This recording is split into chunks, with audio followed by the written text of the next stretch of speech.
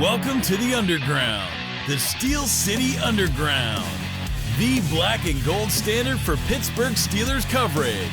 Now, here's your host, Joe Kuzma and Zach Celedonia.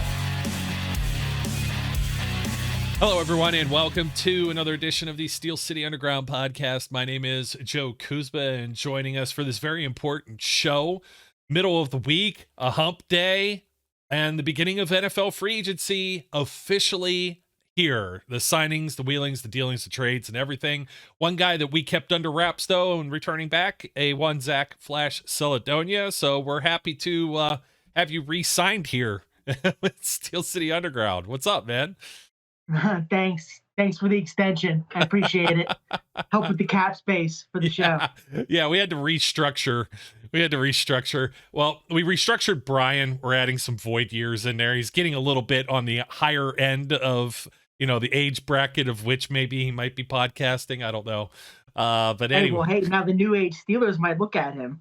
Yeah, we drafted Zach, so now he's on his it's his first his second deal, his first free agent contract. We didn't let him hit free agency, but we've got all the news. I don't know if you're watching like all the NFL Network stuff and things like that. And please let's not even mention Pat McAfee's show.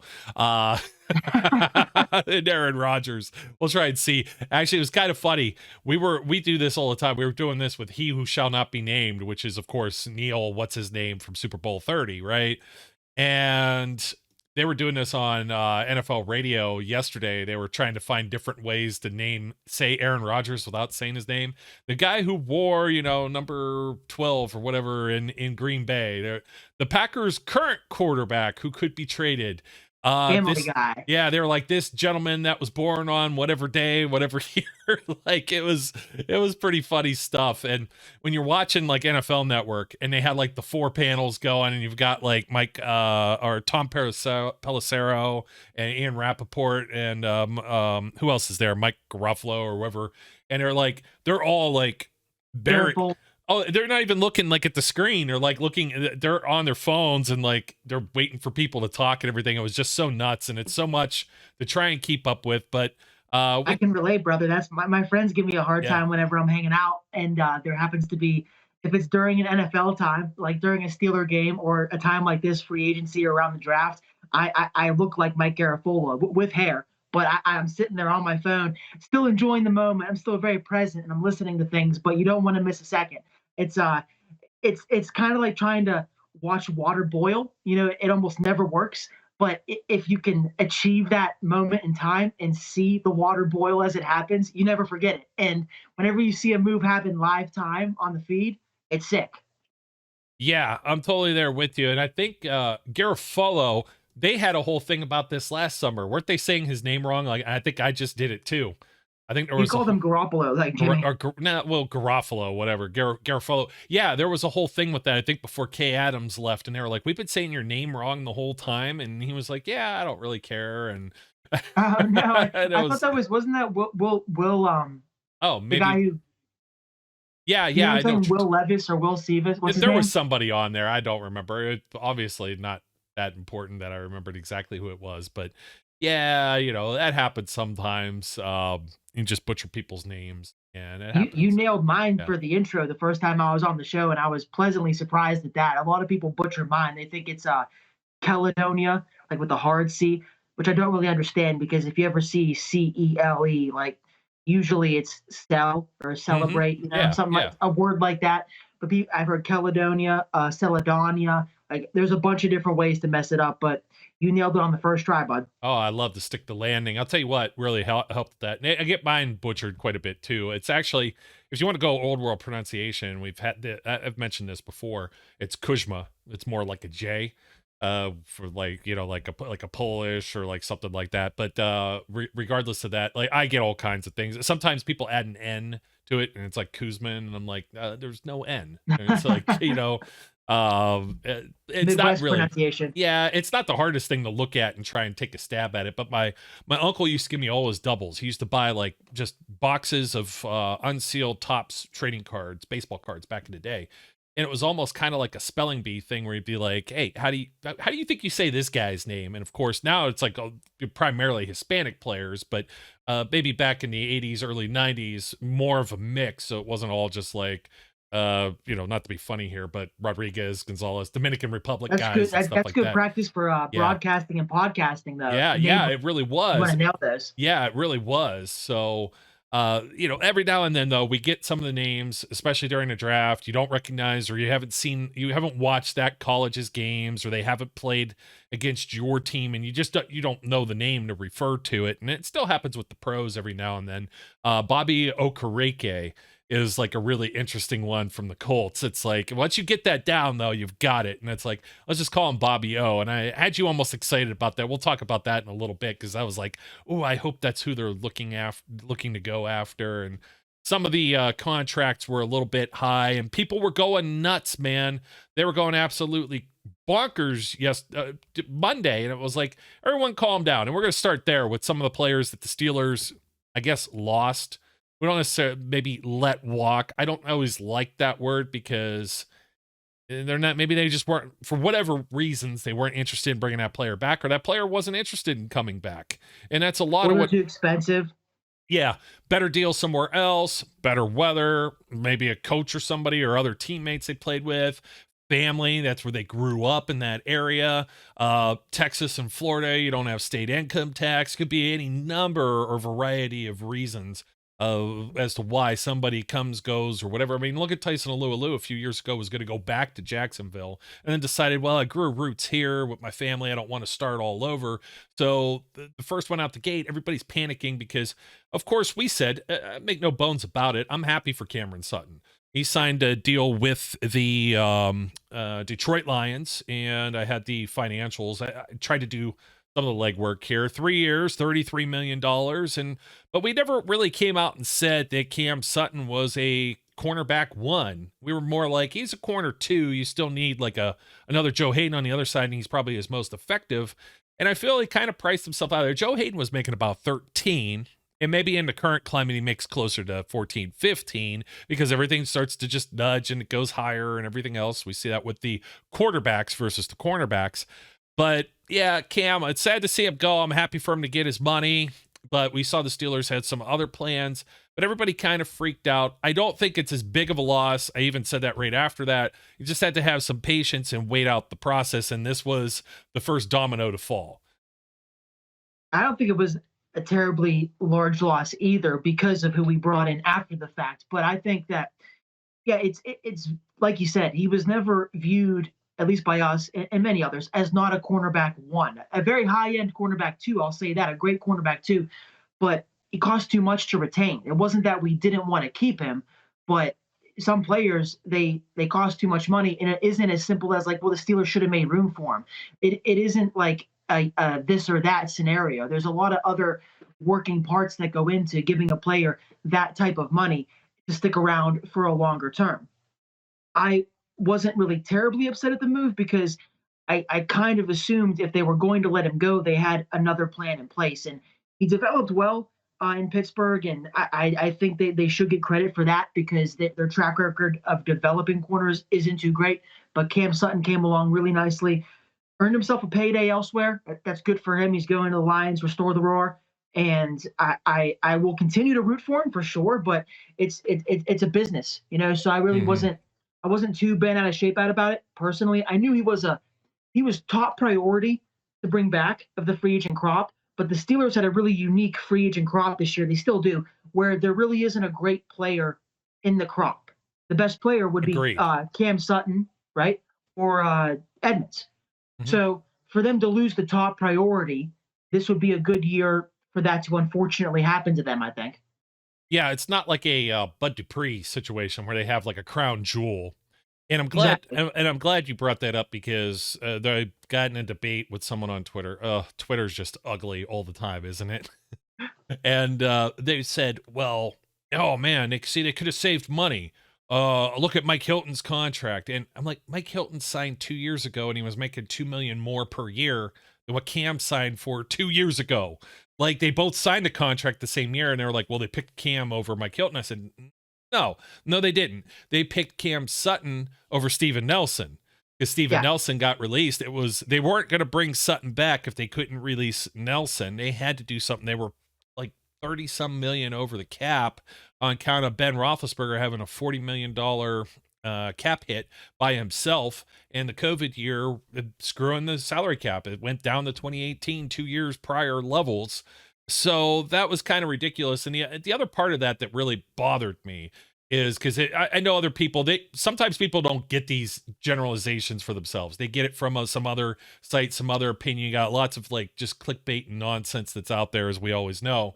And Pittsburgh media is no better for it either. Like Pony's talking right now about Skoronski and a left guard and all this left tackle and Dan Moore. How come they haven't signed a left tackle? Because that's not where the Steelers are going to put that money. And they're being smart for the amount of money they could have spent on Sutton for his new contract. And even Mike Hilton for that matter. Mike Hilton was just a slot corner. He didn't play anywhere else. So he's playing 40% of a game. Maybe it's more pass heavy defense or that they have to put in more schemes, and he plays 60% of a game or whatever. But they also saw what that life was like without him that last year he was in Pittsburgh. He'd missed like 4 or 5 games. So they already had like an idea of what life would be like without Hilton. And that's the reason why they offered Sutton, who could play out on the boundary, slide on the inside. That's why they had Witherspoon and Wallace. Those guys are strictly your outside or boundary corners, and then they move Sutton on the inside. But they have Arthur Millette right now, and you still got some other safeties. We'll talk about some that they brought back. Of course, Trey Norwood. The secondary is not looking like it's in total shambles. I understand that people were going crazy. One of them, speaking of Pittsburgh media, Brooke Pryor, who covers the Steelers for ESPN, she says, "Call me crazy, but the draft and develop strategy works best if an organization actually retains the talent they draft and develop." And then some asshole below this says the standard is the standard, and that I'd being an average team for years to come. Not even a complete sentence. So like, I get autocorrect will kill you sometimes, so I try not to hold that to people. But Brooke, he already signed a second contract with the Steelers as a third round pick. They had James Conner and they had Cam Sutton both in that same draft, and then they also had TJ Watt and Juju Smith-Schuster, who, you know, we can mention Juju here as well. Now go on to the Patriots. We just learned about an hour or two ago. So we'll see what happens when he goes on TikTok with Bill Belichick and going to his next Hall of Fame coach, from Tomlin to Andy Reid to Belichick. Yeah. You know, Joe, I find it funny that all these people, particularly older people in the media and a couple fans, made Juju out to be this terrible guy, this villainous creature on the Steelers roster. And yet he leaves and he goes on to play for Andy Reid and Bill Belichick, the two best coaches in the game. And that's not the best coach of all time. Like, I know that that's like, I can't say that on a Steelers show, but I think potentially if he was that bad of a guy and that cancerous of a player to have on your team, these guys wouldn't want him on their team. So I don't know. I found that interesting. It was a real thinker for me today after he signed his $33 million deal with the Patriots. I was like, well, that's funny, because I wouldn't think, the way the media portrayed this guy in town being such a bad guy, bad locker room guy, I wouldn't think that Bill Belichick would want to go out and say, yeah, give me that guy on my team. But, Yeah, exactly. And I don't know, it's a little sick seeing him wave the Patriots flag in like one of his tweets that he put out there. Oh, yeah, no, all those pictures of him when he was younger, like taking the fan with the picture with the Patriot fan, and like he's got his middle finger up. And then there's another one where he was at the Pro Bowl with the Steelers, and he took a picture with a Patriot fan and captioned it, "Ew, a Patriots fan." And those are going viral right now. They're making the rounds. It's always good fun when something like that happens and a player ends up on a team that he like talks shit on, or he's with a player that he wants to talk shit on. Like, I remember when the Rams traded Goff to the Lions. They did the same thing to Michael Brockers after Brockers was like, hell yeah, we got Stafford. And then they sent him to the Lions with Goff. And that's happening right now with Darius Slay. He was saying all this jazz with James Bradbury coming over from the Giants to the Eagles. And now Slay just got released as a cap casualty as well, because Bradbury got the big deal to stay with the Eagles. And yeah, they're going to have to deal with some salary cap implications too. But it's funny you mentioned or brought up 3 years, $33 million for Juju. That's a pretty nice amount of money for him, 11 per on average. And then the comment from Jacoby Myers, what was it, like okay or interesting? I think maybe he had the emoji with thinking face because it was the same exact deal. It's a cold world because they gave Juju like the contract that they wouldn't give him, basically. Yeah, I don't know. And he was clearly their best wide receiver. He's going to go to like the Raiders and be like option 2 or 3 out of like, it's just bonkers. The Raiders trading Darren Waller right after that and to the Giants, and it just like all comes full circle. And then we don't have official word, but we shall mention that current guy up in Green Bay while we're kind of doing a potpourri of things right now. He is on his way over to the Jets, supposedly. But maybe not the Winnipeg Jets. I'm not sure if you saw this one, but the Winnipeg Jets at the NHL photoshopped Aaron Rodgers in one of the goalie uniforms here, standing what I assume is for the Canadian national anthem, and put it out on their social media. That's priceless. And I don't know. I would actually pay to see him get hit by somebody. Even guys I don't like Tom Wilson or somebody from the Caps. So that would be pretty interesting stuff. But I think after all of our little potpourri or potpourri, that's actually not a word. Let's move on to another guy that really no one, I think, freaked out about, but it was more or less like, what are you doing, Steelers? They need inside linebackers. How can you let Robert Spillane go? And I'm sorry, but this is another one of those contracts that's, good for Spillane, but good on Omar Khan and the Steelers for not breaking the bank on somebody who's kind of like, is still like more of a reserve player. Now, Cam Sutton was a guy that was playing 100% of snaps and participation in games when healthy, and when situation dictated it, he would only come off the field maybe a couple of times here or there. Otherwise, it's like now Robert Spillane found himself playing a boatload of playing time near the end of the season last year, as did Mark Robinson.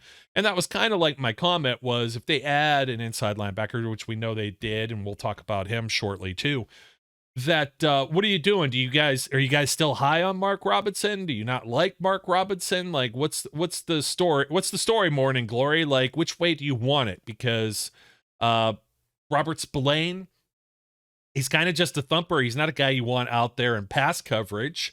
And Spillane got, let me see, I had his figures here. Yes, I do. On top of things, so far, so good. Bang. 2 years, $9 million deal. This is Dove Kleiman or Clemen. That could be interesting. We're just talking about pronouncing names. But Robert Spillane, we know how to say that one. $4 million guaranteed, 2 years, $9 million. That's probably more special teams ace money than maybe it is starting linebacker wages. And people would have been pissed if he signed that deal here. I know Steeler fans very well. And if he would have signed that kind of deal here, even though, it is more special teams backup linebacker money, they would have been pissed. If it would have been like a 1-year extension for $1 million, you can kind of sneak that through on Steeler fans. But giving him a contract in which like Tom Pelissero and Rappaport tweet about, that wouldn't have gone over well. So I don't think it's a big loss.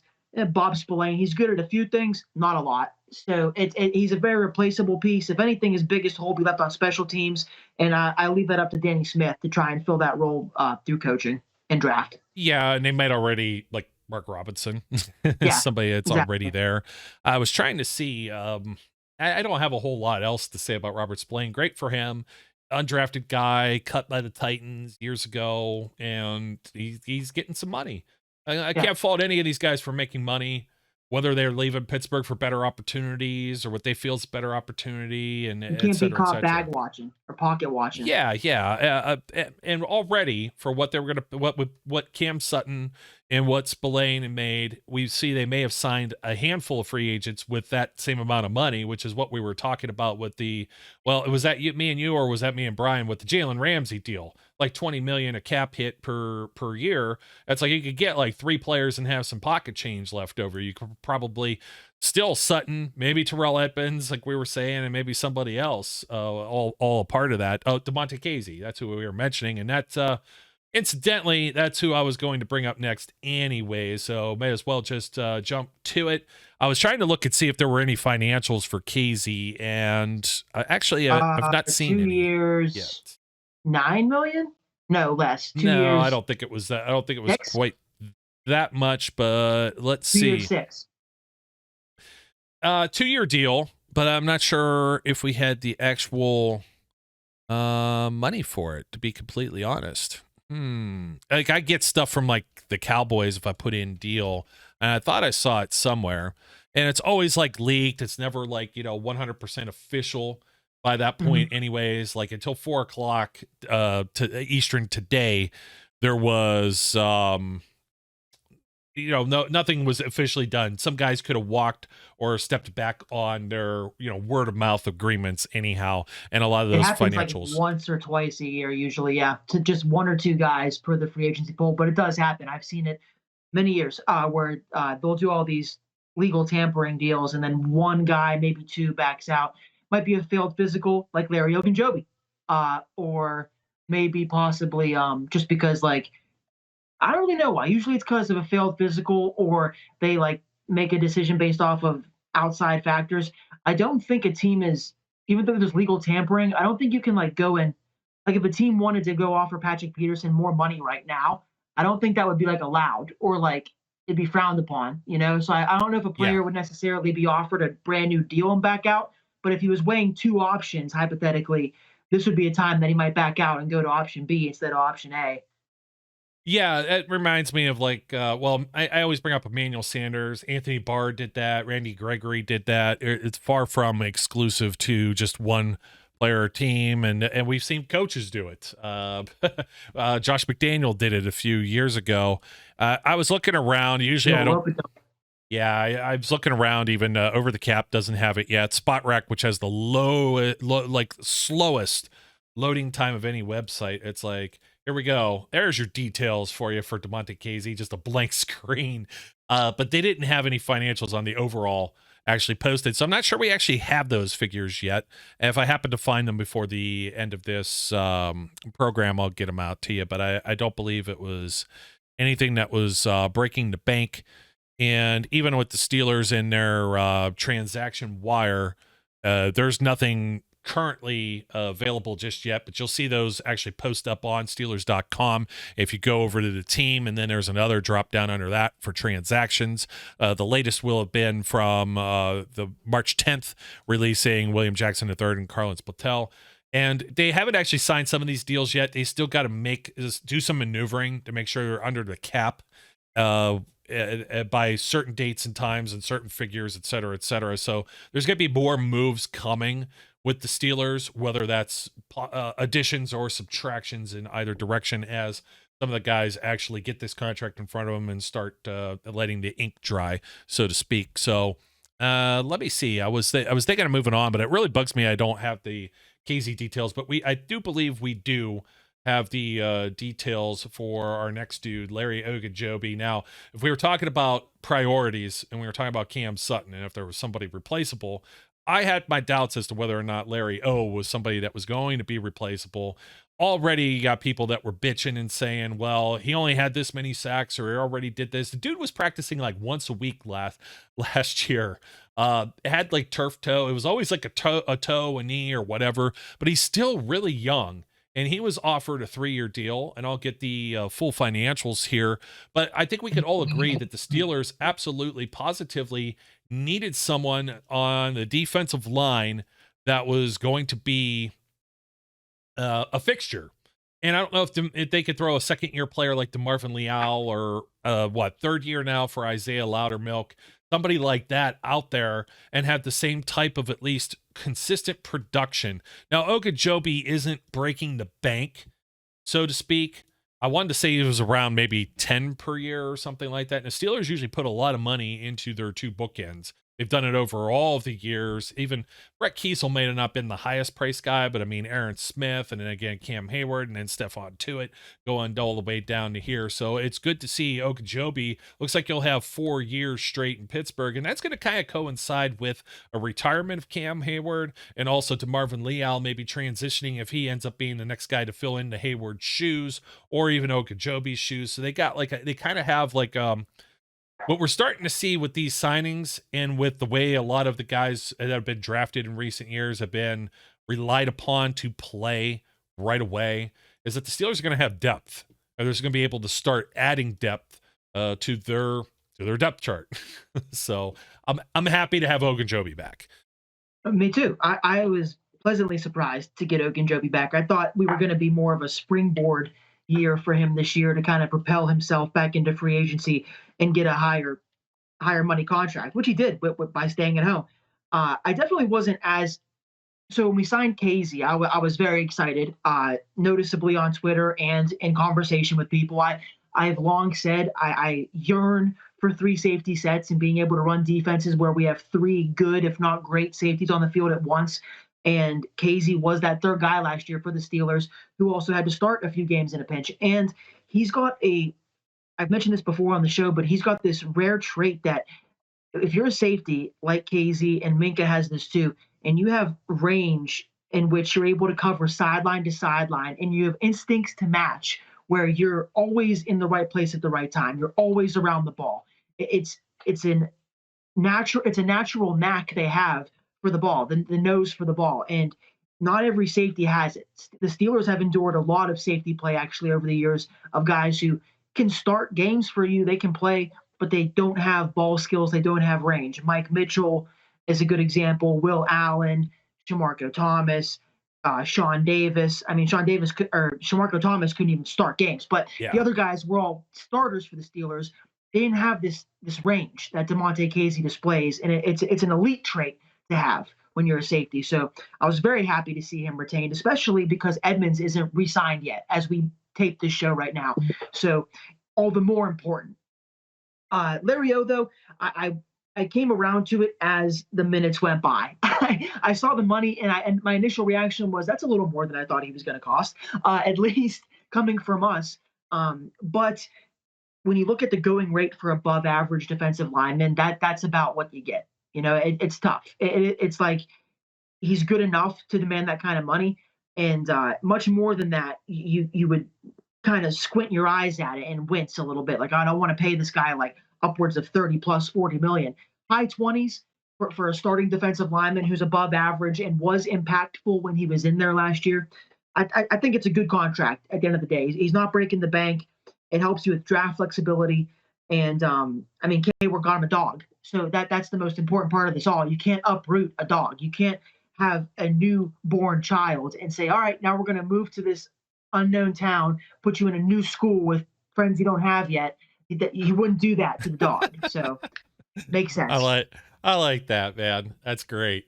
I do have the figures for there are no figures for Damontae Kazee that I could find, but Larry Ogunjobi, per Adam Schefter, is headed back to the Steelers, 3-year, 28.7, so about 29 million per year. Almost 22 guaranteed or paid in the first 2 years. So 10 to 11, just shy of 11 per year. And we'll see how that's actually structured when it comes to cap. And everybody's saying they're banking on him being healthy. Duh, dude. That's every contract. Like we're going to be hearing a lot of that. They're really hoping he'll stay healthy. Yeah, that's every contract. And I get it. Like, some of these dudes warrant that kind of criticism when they sign a deal, but clearly that's what the Steelers are hoping, that Ogunjobi stays healthy. He wasn't healthy last year, and he played like every game. Yeah, he's got like once a week. Toughness to him. Yeah, he's like a gladiator, man. I have absolutely zero qualms about worrying about his health. And good for the Steelers. They got somebody that's a veteran player. That's another thing that's like kind of overlooked with bringing somebody like Ogunjobi back. There's no proven talent behind Cam Hayward. Like, none. I know we all are bullish on DeMarvin Leal, but there's no proven talent behind Cam Hayward. So Larry Ogunjobi at least brings that to the table. Yeah, you don't have to start over. You don't, sticking with the dog analogy, you don't have to teach new tricks or or house train them, paper train them to be your guy, to be your dog. It's just they know the routine. Yeah, they know it already, and he was there. He was a late signing last year, so yet another player that with a little more experience and seasoning with the Steelers in their system, it just builds onto everything. So, moving on, let's see, who did I have up next? Oh, this is a good one. This is the one that got you right back in line here, Zach. Patrick Peterson. And this is an interesting one because we know, what is he, 33, or he's going to be 33 years of age? And now that's the big question. It's like, well, you didn't want Joe Hayden back, and Joe Hayden was 31, and now you're expecting this guy. And people are like, oh, he lost a step, without even knowing that he had like a really damn good year last year with the Minnesota Vikings.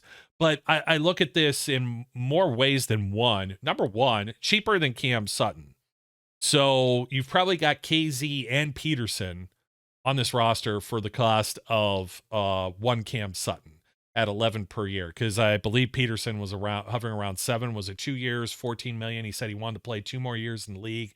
Veteran guy. So if you have him on the field, he might not even be a full timer. You know what I mean? It depends on what else they do with the corners in that room. We had maybe speculated on whether or not they could save a little cap space if they hang on to Ahkello Witherspoon, if he competes in camp, Levi Wallace. They did not tender any of the restricted guys, but that doesn't mean they're completely gone, but they could sign somewhere else. So that means James Pierre is a free agent, no longer going to be restricted free. Doesn't have a tender on him, like an offer sheet, so to speak. So it's not like the Steelers are going to get anything if he goes and signs somewhere else. You know what I mean? So that room was starting to look a little bare. Everybody was panicking because one of the first things you heard at noon or whenever they claimed the actual tampering, 1 o'clock, started on Monday. We know that everybody's been in talks and doing whatever for, at least the combine. So, yeah, you get Peterson on here. Like I said, you're going to have probably get Kazee for the same amount of money. Peterson's a guy that's going to be a future Hall of Famer, no doubt. And if they happen to go and target someone in the draft like a Joey Porter Jr., for example, or any of the pretty deep draft for corners, right? So if they get anybody that they draft, Peterson could be a mentor to them. And he's going to be a mentor or leader in that locker room regardless, where they could really need it, where they could really use it. And could you imagine if they just slide Peterson in the slot as a part-time guy? Like, that's going to be a dude to post up even on some tight ends and stuff. I could see the transition to safety later in his career. Like, a lot of guys have done that for sure, like playing like a safety package for them. I'm not sure how good he played in the slot from a physicality standpoint, but matching up on coverage opportunities specifically, definitely, for sure. It's good for the immediate term and the long term. That's what I think with the Peterson signing, because you get the immediate starter this year, and of course he'll be rotated out for certain packages, but he's your outside starter in base packages and most packages.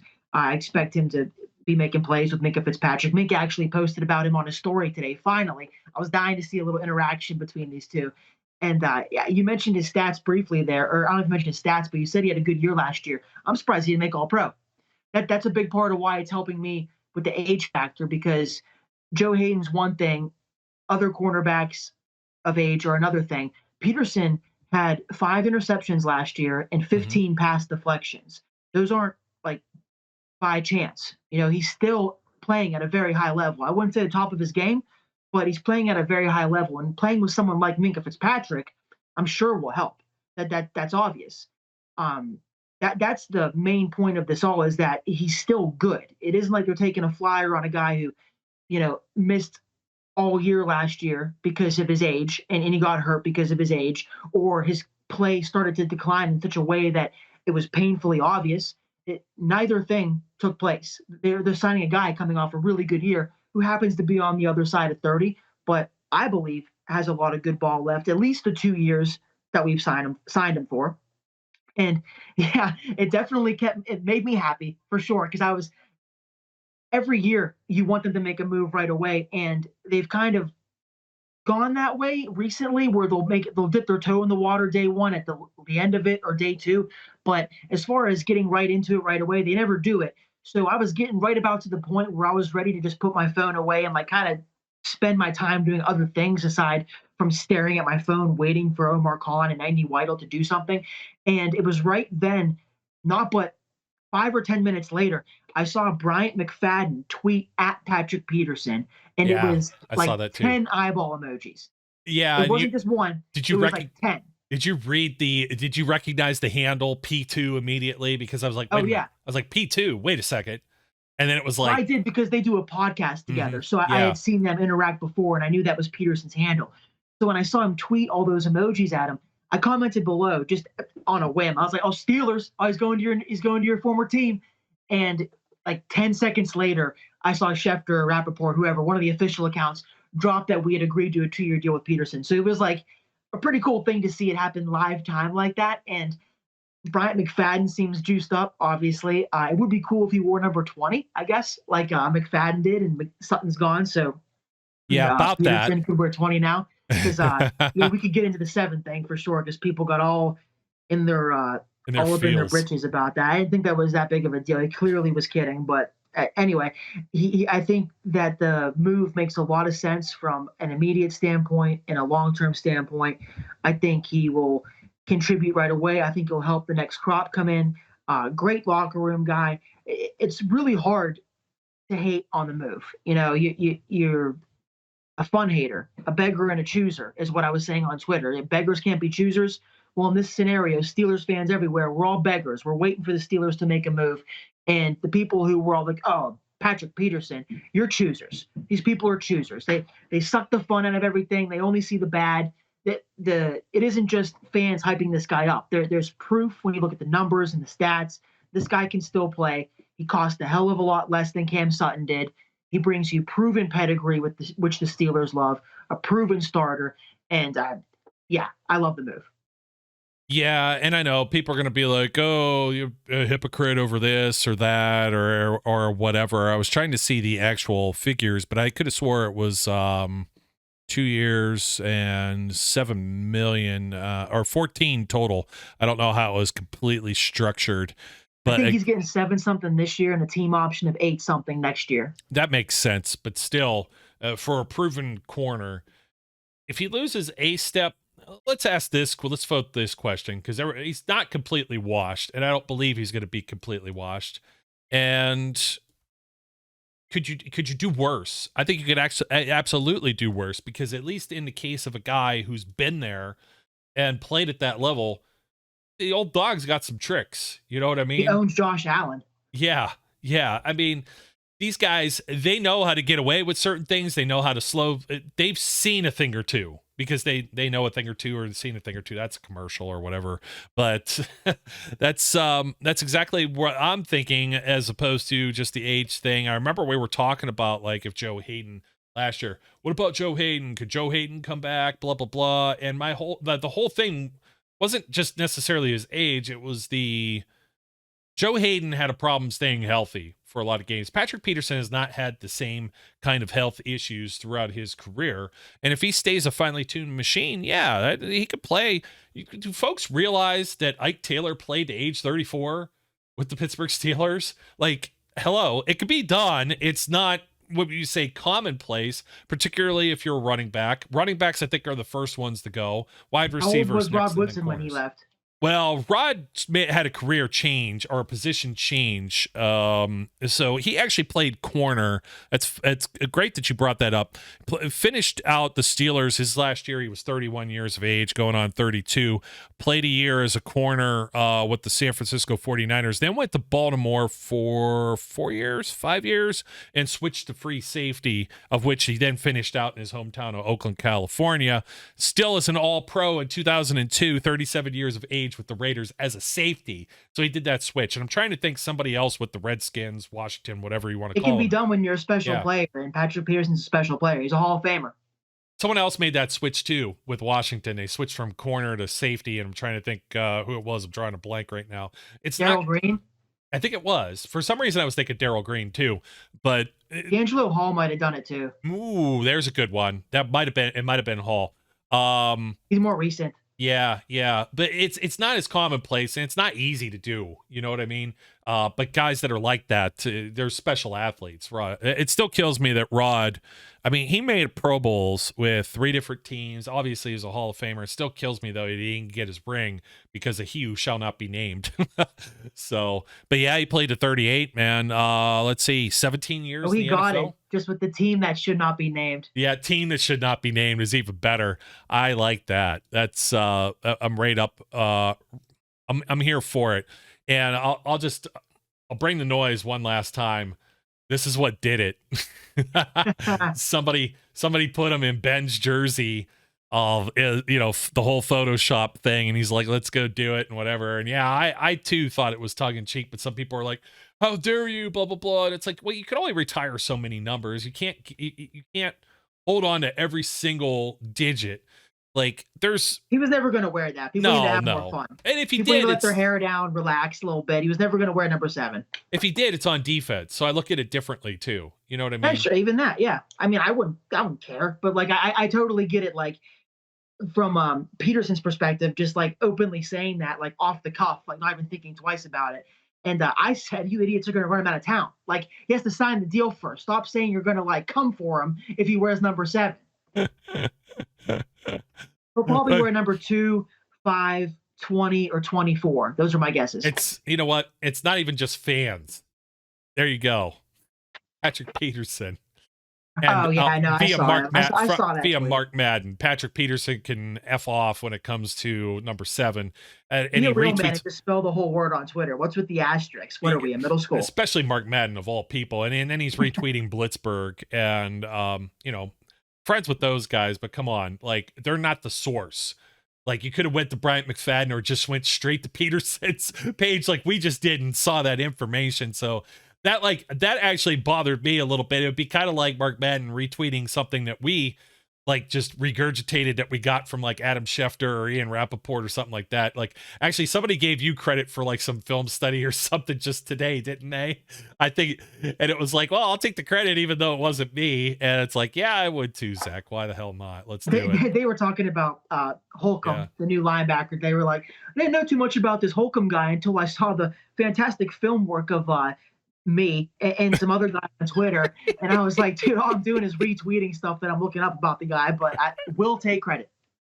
All that film work, you're putting in the man hours. Oh yeah, I do. It's not easy. If it were easy, everybody would do it. Black leather gloves. We put liquid paper on a bee. I use that. I say that stuff way too often, but it is a highly quotable movie. Step Brothers, if you don't know the reference, and here, yeah. Are you going to invest or what? We could bicker about this all day. And that's what we were talking about, needing offensive line help. And people are still bickering about tackle. But we have surmised for a very long time here on the show that left guard and having 5 of them the previous year and then just letting Dotson compete with Kendrick Green. Wait, let that sink in again. Let me repeat that. Kevin Dotson competed with Kendrick Green. He didn't outright have the starting spot at left guard last season. And I think that was part of that was a reclamation thing. Like, can we still get something out of Kevin Green or Kendrick Green? I'm sorry, not Kendrick, Kevin Green, Kendrick Green. Don't want to slip of the tongue there because one is like, okay, now we really are making sacrilege and blasphemy and all of these things. We're smiting, rest in peace, man. Bless his soul, Kevin Green, the monster that he is. Speaking of numbers, associate him with that guy. And speaking of numbers that had to be reissued in the 90s, like, 91, you got to eventually give that back out. You got linemen and defensive ends and outside linebackers to wear it and whatnot. Same thing with Rod's 26. But we've mentioned that left guard's a problem. And maybe that's Dan Moore's problem. Dan Moore, the 4th round guy, that you weren't expecting to play right away. You were expecting to develop him, but you've been developing him on the fly because you were forced to play him earlier than you were expecting because Zach Banner got hurt. And that's part of the thing that's missing. I don't think they're completely all out on him. If there's somebody falls to them in the draft, will they take him? Absolutely. Are they going to put more money into their line than they already did? I highly doubt it. You've got decent contracts across the board for 4 of the 5 starters right now. You need some cheapo deals along there. Although you do have it at like tight end, quarterback, running back, and a couple of the receivers.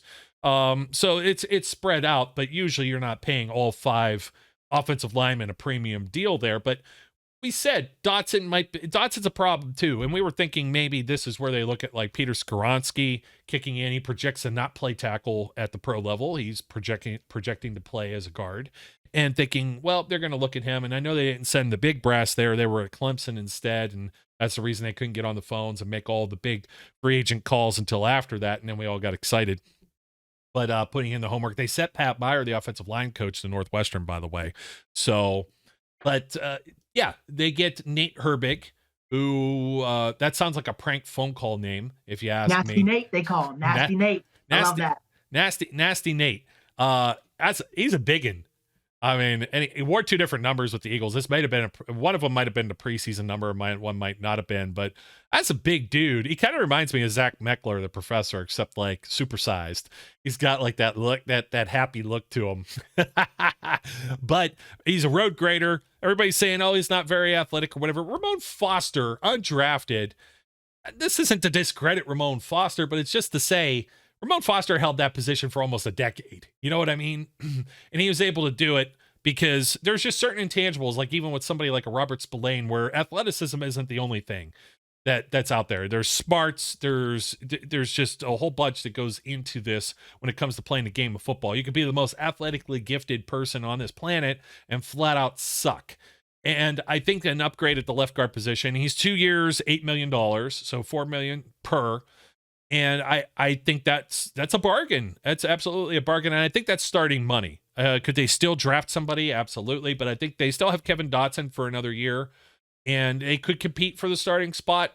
God forbid if Herbig doesn't win out that spot. But this is you saw him in an Eagles jersey there. This is Andy Weidel special, somebody that he was instrumental in bringing to Philadelphia, that he's now instrumental in bringing to Pittsburgh, evaluated and felt that this is not necessarily a prized free agent, but somebody that could fill in for a bargain and potentially upgrade the unit as a whole for that 2 years, $8 million. Yeah, Garofolo, bring him up again. He actually broke the news, or he's the first one that I saw tweet about it, and he said that Weidel believes in Nasty Nate as a starter, if need be. And the general consensus from what I've read and seen is that this guy is a good player. His one flaw, you already mentioned it, is that he isn't the fastest puller, like he isn't the fastest guard in the world. But when you're signing a guy to this level, he's not going to be perfect in every area. He does a lot of the things he does well. Great, if that makes sense. Like he's good in run blocking, not terrible in pass blocking, definitely starter capable. I think if the best or the second best left guard in the draft fell to them at 17, they would still take him because the kid could potentially beat Nasty Nate out and start, and Nasty Nate could be your BJ Finney of the future, or the kid could take his time coming along, and we could start Herbig instead, Nate, and bring the first round rookie along slowly. I know, don't ask me how I know, but I know Tomlin loves Dan Moore. I know that's a fact. I think so too. I don't expect them to take a left tackle. I think they're going to give Dan Moore this one last shot at being the starter and see how it goes for them. And I think it's pretty well known that Chooks is pretty safe for the year as well. He's more solid and doesn't get as much grief. But I really, truly believe the Steelers are going to give Dan Moore one last go around here to see if he can develop into what Tomlin sees him being. Whether or not, I guess it really depends on how much control Tomlin truly has. But I know that Tomlin views him as one of his guys. So I wouldn't get too excited about them taking a left tackle in the draft. We've been saying that on this show. So what's the biggest problem with Dan Moore, if you had to say it? I know what I'll say. I'm going to see if you're going to say the same thing I'm thinking.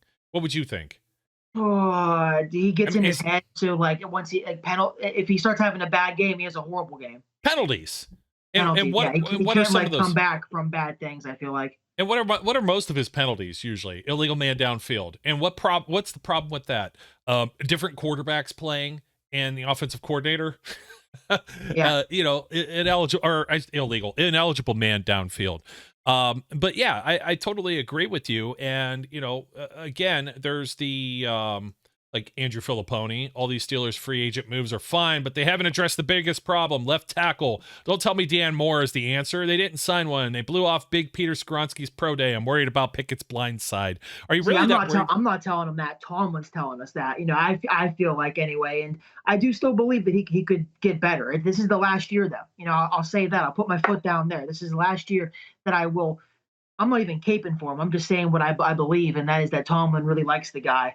So I'm happy they were able to upgrade the one spot via free agency that we all felt like they certainly could, unanimously. And that was Kevin Dotson after his year. I know he had flashes of his rookie year this year where he came along. I think the Ravens game, he ran blocked very well, but ended up grading out very well.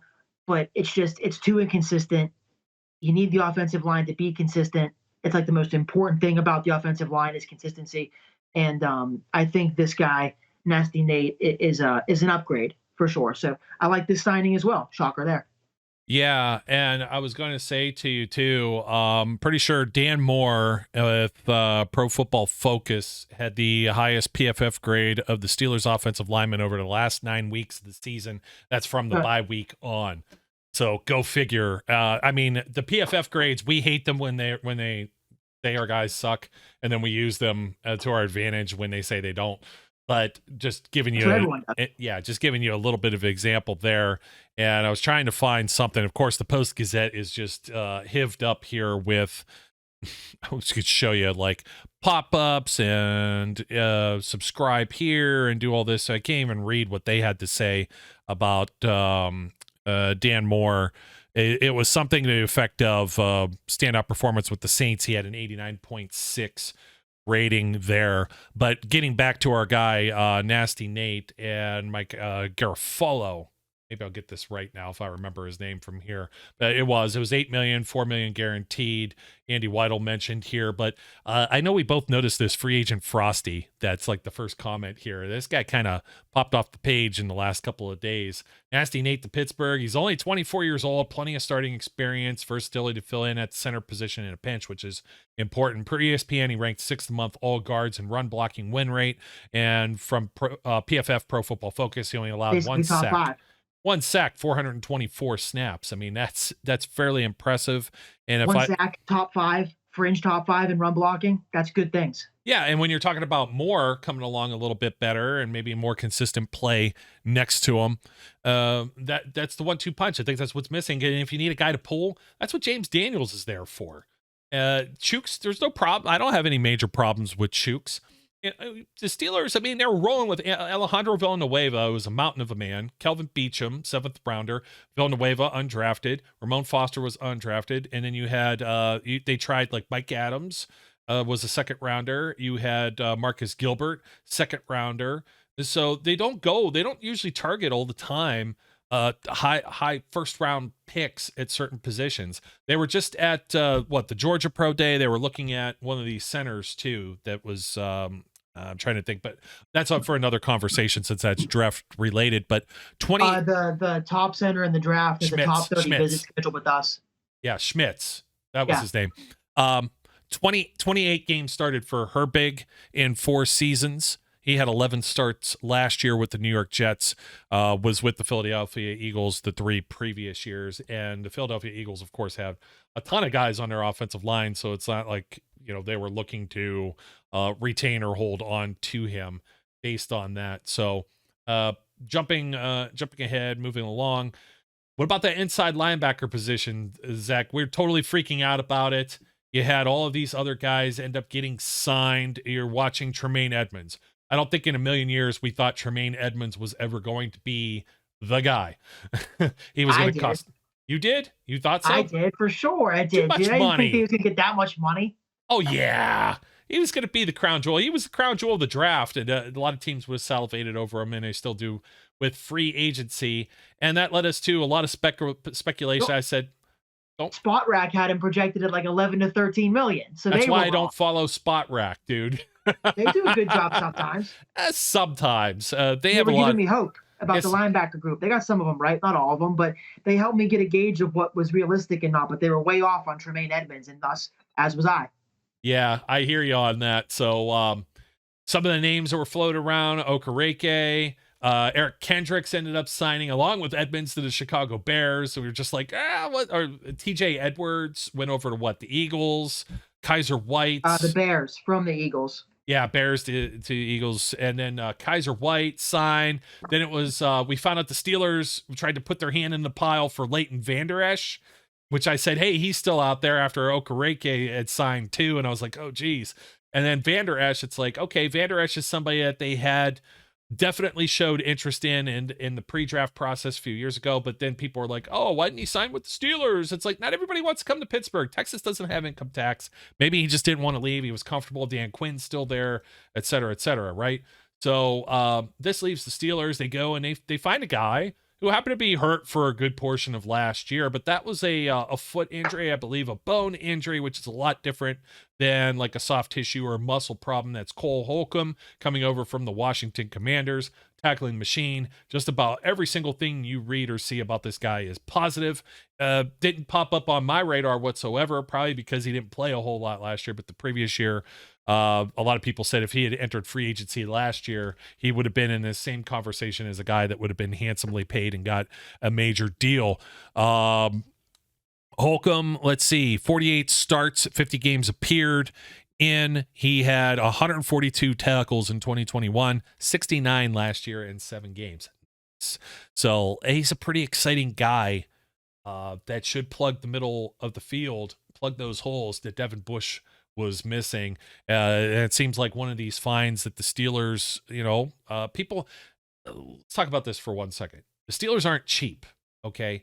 They have a cap. They pay TJ Watt and make him the highest paid edge rusher like in history. At that point, they sign him. Micah Fitzpatrick, they give him a decent amount of money. Deontay Johnson got a pretty decent deal. Chris Boswell, among the highest paid specialists in the game.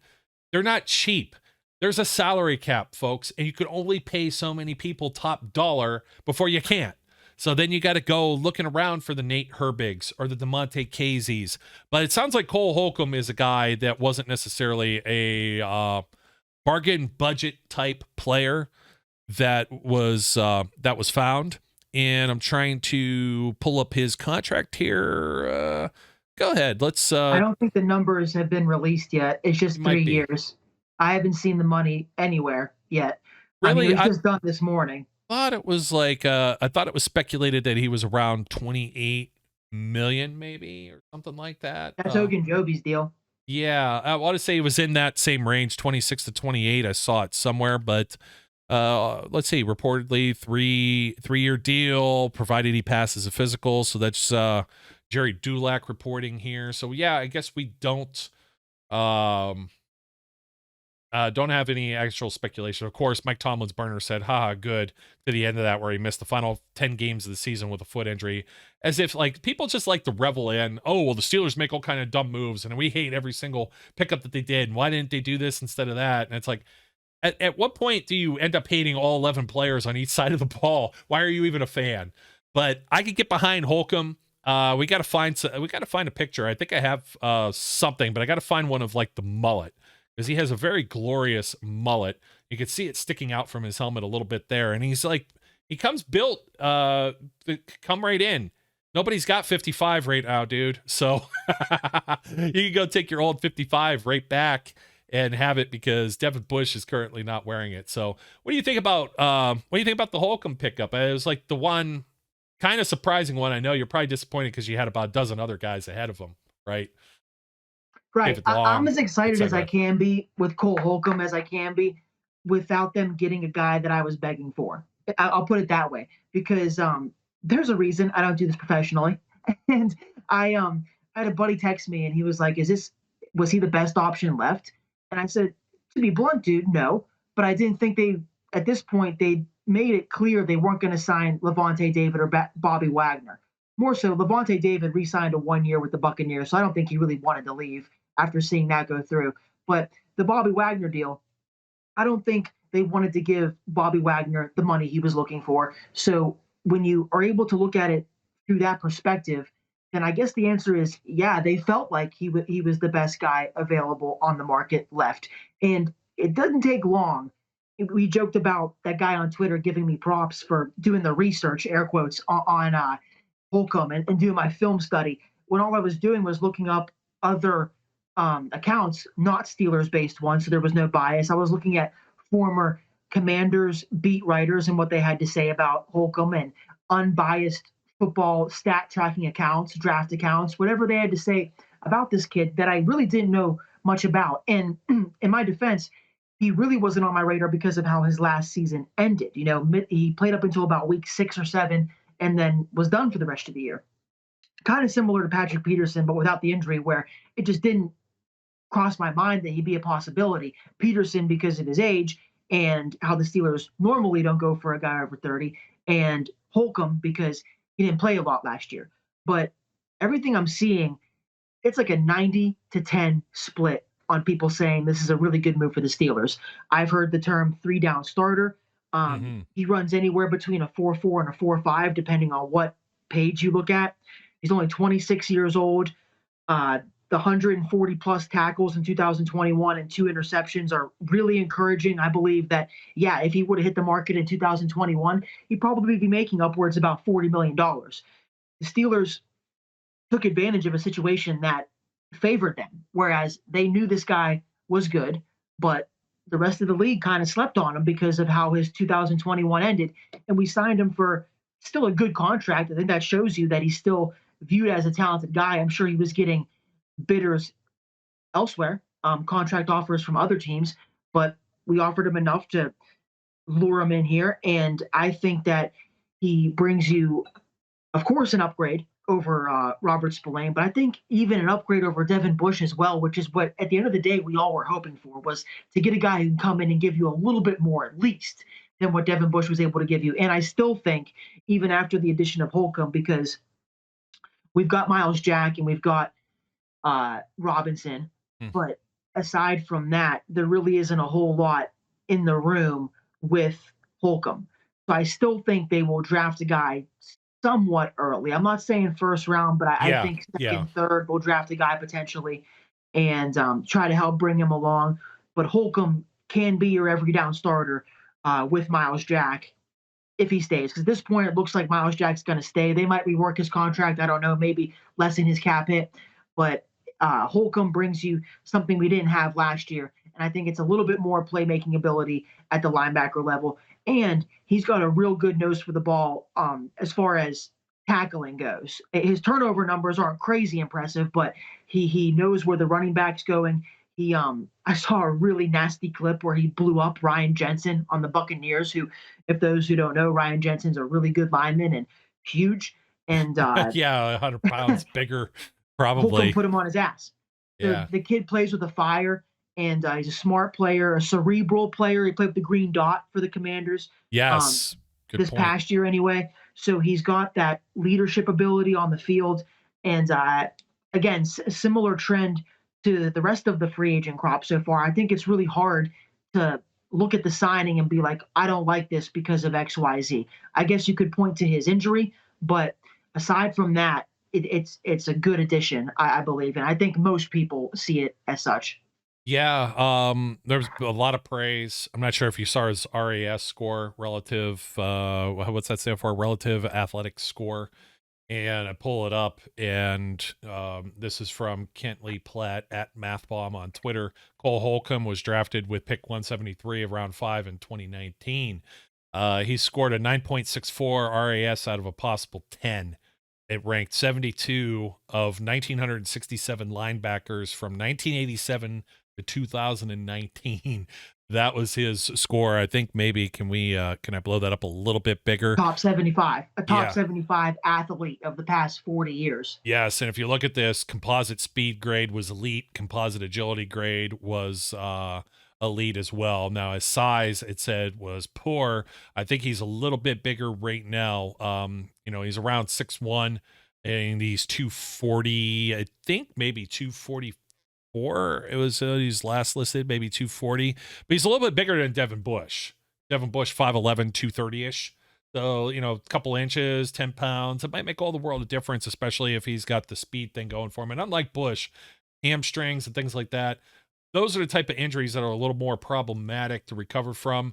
You tear that muscle, and maybe it doesn't come back to full strength later on, or you have recurring issues with that. Bone's a little bit different. So I don't want anybody to kind of think, oh, well, this guy, he's injured and geez, they got damaged goods. That's not quite the way that it should be viewed. And one other thing that he's got going for him that's elite is that hairstyle, man. Oh yeah, brother. I love that. It almost makes me want to do it to my hair. No, don't do it to your. Come on, don't do it to your hair. Look at that, man. It reminds me of trying to think the guy who plays a villain in a couple of different things. I'm thinking of Samaritan right now with Sylvester Stallone. He was opposite It's like Kenny him. Powers, but in shape. Kenny Powers is a great one. Man, Party in the Back all the way though. That's going to be sticking out almost like Troy Polamalu. Hell yeah. How do you not love that? So that's got me on board with Holcomb. and he's younger. I mean, some of these moves you notice. I know Peterson was an older addition, but just about all of these guys, like Herbig's 24. How is Herbig 24 years of age? I was thinking the same thing. 4 years of experience. That's like a Juju type thing where it's like you shouldn't be that young. All the offensive linemen, Mason Cole was like 26 or so, and I think James Daniel 26, 20, going on 27. They're all in that range of where you can get at least maybe hopefully 3 to 5 years on each individual player. You're looking at the same with the defense. Miles Jack's still young. I expect maybe that they actually extend Miles Jack. I don't think Miles Jack's a 2-year and done type thing in Pittsburgh. I'd be very surprised if there was any kind of movement or news or anything like that where you would say, oh, okay, Miles Jack has been released, or extension would lessen the cap hit, so that makes sense to me as well. Yeah, they would extend them before. You can't restructure. Everybody throws around the word restructure. So I guess a lot of people keep saying, from what I've seen too, that Holcomb just is the perfect Steeler linebacker, and we all know what that means. He's rough and tough, and that's what I'm getting more often than anything else that I'm seeing on the interwebs is, oh, this guy's going to thrive as a Steeler. He fits the bill of a Steeler linebacker, and you can't not love that. Yeah, absolutely. And man, where do the Browns keep getting money? Now Juan Thornhill's going there, and they got Davlin Tomlinson. It's like, Thornhill signed with the Browns. Yeah, just knew that was 3 years, only $14 million though. So that's actually a good segue for what I was going to bring up last here, and that's who's next. What do the Steelers target in free agency? Because like in the draft, I think right now we notice by probably everything but Herbig, but it doesn't mean that a guard's off the board necessarily in a draft. But usually they add the 1-2 punch veteran and draft pick veteran rookie pair up, like let's say a corner, like Patrick Peterson and now a rookie. You can probably even see it with an inside linebacker. Maybe Mark Robinson's already that younger player with Holcomb. Larry Ogunjobi to Marvin Leal. I do think though Andy Weidel and them, they're probably thinking they like to and the professor was talking about this too. He's still in the back rooms chatting it up, and he says Weidel and the Eagles, they love to beef up both sides of the line, and they like to have that big rotation, so you could always see them maybe adding to with Ogunjobi behind him. So you have Hayward, Ogunjobi, Leal. How much do they like Loudermilk? Can they still add some more people? Montrevious Adams, obviously nobody else besides Adams right now. Chris Wormley, free agent still. So what else is still on deck? Terrell Edmunds. I think they need another safety. Damontae Kazee, 30 years old, probably more of like a rotational guy than maybe a starter, but yeah, he could still be a starter in his position. Maybe a strong safety. I don't think that would be that would hurt the Steelers, but you just got to hope that he can remain healthy the full way through. It's not like they still are giving Carl Joseph a full look. They still have Trey Norwood there. So I think they still need some more safety depth. Edmonds, this Thornhill deal, that's not really 3 years, $14 million. That's not a whole lot of money. I mean, you're looking at about 4 per. I could do that with Edmonds. I think they could find that change and make him a starter. That's what they're looking at. Kind of test the market, kind of get the feeler. I know Edmonds had said before that he would like to return, and you still got a few other guys that are out there too. We could drill down the list, but just curious your thoughts on what might be next for Pittsburgh. Edmonds, yeah. Zach Gentry, Derek Watt. Good one. Get those in-house deals done, and I would love to see another D lineman. I don't know how good the quality is going to be at this point, but I would like to see them bring in another veteran. This is, of course, now I'm going to do a wish list kind of thing now. Definitely the first 3. Another D lineman would be nice. And wild card receiver, because I heard something about them looking at like receivers in the free agent market because they didn't retain Steven Sims. They didn't offer Steven Sims a deal to stick around. So yeah, they might be looking to fill his role with like a lower level guy, of course. Or bring him back cheaper. That's always possible too. Yeah, cheaper guys, and Darius Slay from the Eagles, of course. Yeah, I was waiting to see if I could bait you into saying it. Reunite with Andy Weidel, my man. Oh, dude, if we could get him for like a 5th round pick or 6th round pick, because that's what happens with these veteran guys that like you would trade for. It's a small amount that you have to give up to acquire them because they're cap hit and they're older. Now, I'm not sure if the Eagles went through and actually full on cut him or not yet. But if they did, then yeah, it'll be, you know what? it'll be harder. Yeah, that's what I was looking. That was the report, but whether or not that was I thought they couldn't work out an extension. Official. So as a result, they were either going to trade him or cut him. But if they cut him, then yeah, I guess he could demand like upwards of like 13, 14 million. But who knows? Maybe he would sign a 1-year, like $10 million deal with us to team up with Patrick Peterson and Minkah Fitzpatrick and Kazee and Edmonds and create the no-fry zone. Well, it's great that you actually mentioned that. We have this in real time too. I mean, we went to the transaction wire, and it's this John Clark from where's John Clark from? He's got a check mark, but you never know if that's worth anything. NBC Sports in Philadelphia. So he's one of the sports anchors out there. Very interesting. The Eagles have not announced the expected release of Darius Slay after the 4 p.m. new league year. Could they work something out with the classic. thinking? That always happens, dude. They're just going to extend him. I mean, he's up there in age, but would you take a flyer for a 1 year? If you're talking about the Steelers, look like they're very much reloading, and I think they're going to compete. You look around and it's like, geez, they haven't even hit the draft yet. And where are the holes really at? We said safety. I mean, I don't see a whole lot else. They can improve in a lot of areas, sure. Bring back that extra tight end or fullback with Gentry and Watt. They're on my wish list too. Even James Pierre I'd bring back for depth and special teams. That's fair. Yeah, I would bring him back too. But and Steve Sims, it's when you throw that tender on there, it's kind of still guaranteeing a certain amount of money. So I think the Steelers are looking at it from a cap situation. J.C. Hassenauer was like that, but Herbig could also slide in and maybe play some reserve center. So that's not like somebody that they have to like jump the gun to make that sort of deal. But Darius Slay, that would be interesting. I'm not saying it's going to happen by any means, but all we're looking at right now is Eagles. Let's take all the Eagles. All the Eagles are us. Miles Sanders, fly. They're a perennial Super Bowl competitor. I'm all for that. That's the Eagles East or Eagles West. Eagles, yeah, Western Pennsylvania. Go this way. But 100 Art Rooney Avenue. Eat soggy waffles right there. You know that never eat soggy waffles. I just did that right there live time. That's great, man. Well, I mean that's about it. Most of I'm happy so far. I'm not going to say that every single one of these works out because half of them usually end up biting me in the ass on my opinions.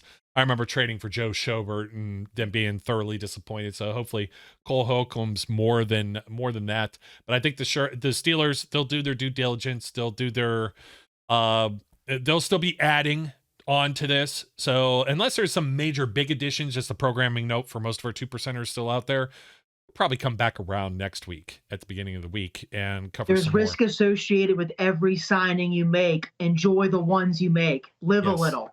Yeah. Best move so far, you think? Best move so far? Yeah. Oh, dude, you know what? Honestly, there was a moment today as I was doing my film study that Holcomb crept his way up the ranks, but it's got to be Patrick Peterson. Oh, Patrick Peterson. I like Patrick Peterson. Don't get me wrong. You maybe seen what I had in the back rooms, and I was kind of like, I looked at his age, and I was kind of like, I was lukewarm on it, and like within 2 minutes, it was announced, and I was like, well, shit, now I have to like it. but still the same though. We'll see what happens because there's people that were like, oh, Witherspoon, he just absolutely sucked. Wallace was coming into his own last year. Corner 2. I mean, could you still put Peterson out there as a corner 1? I think so. And if you have Witherspoon, when Levi is on, Wallace, he's on. I'll say that. There were just some times where he wasn't, but when he's on, he's a good player. That's the NFL. That's going to be cornerback. What your top guys, like you got like 10%. How many guys? There's probably not even 32 true corner ones. There's probably like 10 to 15 at best. You know what I mean? So absolutely. What's your choice for best move we made so far? Ogunjobi. Nice. Yeah, I got to go with Ogunjobi. Probably second to me. Well, 3 years and young. He's still young, and I still think I think he's got a lot in the tank where he could be that Stephon Tuitt replacement. And with Alex Highsmith on the other end, what's next? It's not going to happen for a while, but I'd love to see an extension done with him and keep him in-house. A lot of people buzzing, too, whether Bud Dupree could be brought back and be in rotation, 30 years old. I still think he's going to want to start somewhere. He could probably still be a starter. I almost forgot about Bud, but I heard the same thing, that he'll probably actually get a surprisingly decent amount of money. So if that happens, Steelers are out. If not, anything could happen, I guess. Yeah, and another guy on that, Jadeveon Clowney, officially released from the Browns. For some reason, I thought he was already canned from there. But he got 10 mil last year, and me and Brian were speculating on that too. I was like, well, he was the top overall pick of the draft, and like, but production wise, like at some point that pedigree's got to go away, right? I don't know. Baker Mayfield only got like 8 million with Tampa Bay. That was kind of interesting too. So yeah. But you know what? He gets to maybe try and fill in Tom Brady's shoes. That wasn't a good team at the tail end last year. They still made it. Made it work, but it was Kenny rough. Pickett's first career win. Yeah, left the game early, but first career win. Because that's how it works. It's like Ben being the backup with the best stats ever when Landry Jones only played like 3 or 4 snaps against Cleveland. So, you know, Ben was always on when you're talking about the Browns. So I'm trying to see if I had any other.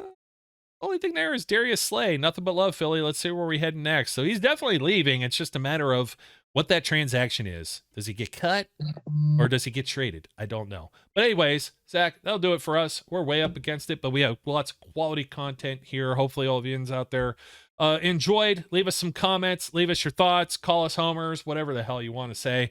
I get excited this time of the year. There's so much. I'm surprised my phone isn't dead.